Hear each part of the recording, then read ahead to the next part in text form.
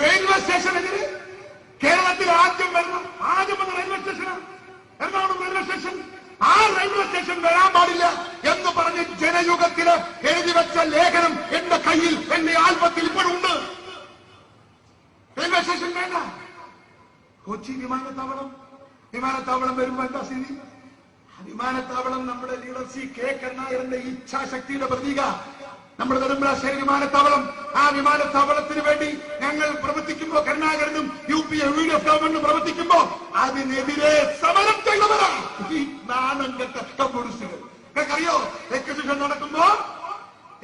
നടക്കുന്നിടത്ത് പോയി 100-200 ഡിവൈഎഫ്ഐക്കാരെയും കൊണ്ട് അന്ന് ഡിവൈഎഫ്ഐയുടെ സെക്രട്ടറി ആ ശർമ്മ മലന്ന് കിടന്നിട്ട് പറഞ്ഞു, എക്സിബിഷൻ വേണോ, എന്റെ നെഞ്ചത്തൂടി എക്സിബിഷൻ നടക്കൂ, ഇവിടെ വിമാനം ഇറങ്ങണോ, എന്റെ നെഞ്ചത്തെ ഇറങ്ങൂ എന്ന് പറഞ്ഞ് പ്രസ്താവന ഇറങ്ങിയ ശർമ്മ. ആ ഫോട്ടോ ഒക്കെ എന്റെ ആൽബത്തിലുണ്ട് കേട്ടോ, ഞാനതൊക്കെ സൂക്ഷിക്കുന്ന ഒരാളാ. ആ ശർമ്മ ഇപ്പം നെഞ്ചത്തെ വിമാനം ഇറങ്ങൂ എന്ന് പറഞ്ഞ ശർമ്മ ഇപ്പടിയാ കൊച്ചി വിമാനത്താവളത്തിന്റെ കമ്മിറ്റിയുടെ ചെയർമാനായി നാണം കെട്ട ശർമ്മ, നട്ടലില്ലാത്ത ശർമ്മ അവിടെ ഇരുന്ന് വിമാനത്താവളം ഭരിക്കുമ്പോ ഉളുപ്പില്ലായ്മ നിന്റെ പേരോ കമ്മ്യൂണിസം എന്നാരെങ്കിലും ചോദിച്ച അവനെ കുറ്റം പറയാൻ പറ്റൂ?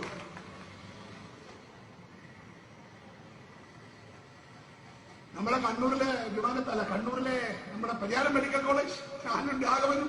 ആ പരിയാരം മെഡിക്കൽ കോളേജ് ഉണ്ടാക്കുമ്പോ എന്താ കുഴപ്പമില്ല, സമരല്ലേ, ആരോർക്കും വേണ്ടാത്ത തരിശുഭൂമി 400 ഏക്കർ പഴയ നമ്മുടെ കോൺഗ്രസ് നേതാവ് ലെസ്ലി ആറോൺ അദ്ദേഹം സംഭാവന കൊടുത്ത സ്ഥലം ക്ഷയരോഗ ആശുപത്രിക്ക് വേണ്ടി.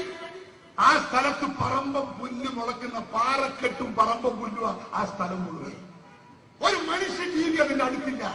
അവിടെയാ ഞാൻ മെഡിക്കൽ കോളേജ് സെറ്റപ്പ് ചെയ്തത്. എന്താ സമരം!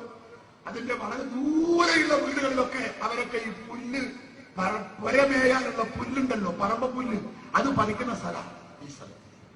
ആ വീട്ടിലൊക്കെ പോയിട്ട് പറഞ്ഞു, ഈ മെഡിക്കൽ കോളേജ് വന്നാ ഇതൊക്കെ പുരമേണ്ടേ, പുല്ല് വേണ്ടേ, പുല്ലുണ്ടാവോ പിന്നെ, അതുകൊണ്ട് നിങ്ങളെല്ലാം നമ്മൾ പുല്ല് സമരം നടത്താൻ പോവുക, നിങ്ങൾ വരണം. ആളെയെല്ലാം കൂട്ടിപ്പോയി പുല്ല് സമരം നടത്തി മെഡിക്കൽ കോളേജിനെതിരെ കണ്ണൂരിൽ. എന്നിട്ട് ഞങ്ങൾ അതിനെയൊക്കെ അതിജീവിച്ച് ഞാൻ എല്ലാവരും പോയി. അതിന് ഉദ്ഘാടനമായി. ഉദ്ഘാടന ദിവസം നിങ്ങൾക്കറിയോ, KR ആന്തുലെ കേന്ദ്ര ആരോഗ്യ വകുപ്പ് മന്ത്രി, K കരുണാകരൻ കേരളത്തിന്റെ മുഖ്യമന്ത്രി. ഞാൻ ആന്തുലെ കരുണാകരന്റെ അധ്യക്ഷതയിലാണ് ഉദ്ഘാടനം. ആന്തുലെ കോഴിക്കോട് വിമാനത്താവളത്തിൽ ഇറങ്ങുന്നു. അവിടെ കണ്ണൂരേക്ക് വരാൻ കണ്ണൂരിൽ നിന്ന് CPMന്റെ സമരം, റോഡ് ബ്ലോക്ക് സമരം. പാപ്പിനിശ്ശേരി മുതൽ 18 കിലോമീറ്റർ നീളത്തിൽ റോഡിൽ നീളെ മരക്കുട്ട ഇട്ടതുപോലെ CPMന്റെ പിള്ളേർ കിടക്കുക. ഒരൊറ്റ വണ്ടി വരില്ല. ആന്ധ്ര വരണ്ടേ, ആന്ധ്ര കണ്ണൂർ വരണ്ടേ?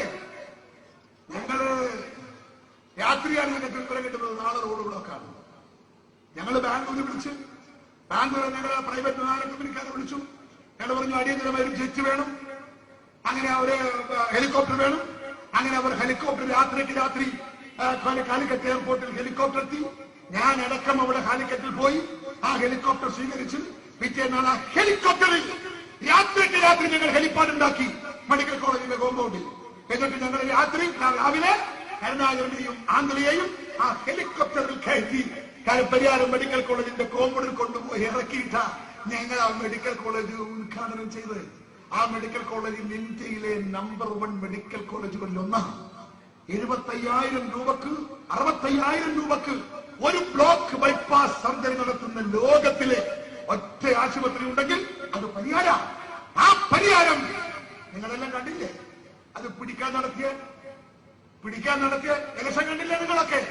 പോലീസിനെയും ഗുണ്ടകളെയും ഉപയോഗിച്ച് ഞങ്ങളുടെ കള്ളക്കാർഡുണ്ടാക്കി യഥാർത്ഥ വോട്ടർമാരെ മാറ്റി നിർത്തി നാണം കെട്ട രീതിയിൽ ആ മെഡിക്കൽ കോളേജ് പിടിച്ച് ഉള്ളിപ്പില്ലാതെ ഇന്നവിടെ ഭരിക്കുമ്പോ അതിലും ഭേദം MP രാഘവന്റെ മാലിന്യം ഒന്ന് ഭുജിക്കുന്നതാ നല്ലത് എന്ന് കേരളത്തിലെ ജനങ്ങൾ പറഞ്ഞാൽ അവരെ കുറ്റം പറഞ്ഞിട്ട് കാര്യമുണ്ടോ? പരിശോധിക്കണം. ഉളുപ്പുണ്ടോ നിങ്ങൾക്ക്?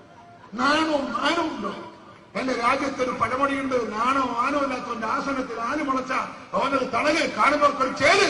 നിങ്ങളുടെ അവസ്ഥ ഈ പദ. എക്സ്പ്രസ് ഹൈവേക്ക് വേണ്ടി ഞങ്ങൾ UDF ഗവൺമെന്റ് മുനീർ സാഹിബ് വളരെ മുൻകൈയെടുത്ത് എക്സ്പ്രസ് ഹൈവേക്ക് വേണ്ടി ഞങ്ങൾ അങ്ങനെ ഓടിച്ചാടി നടക്കുക.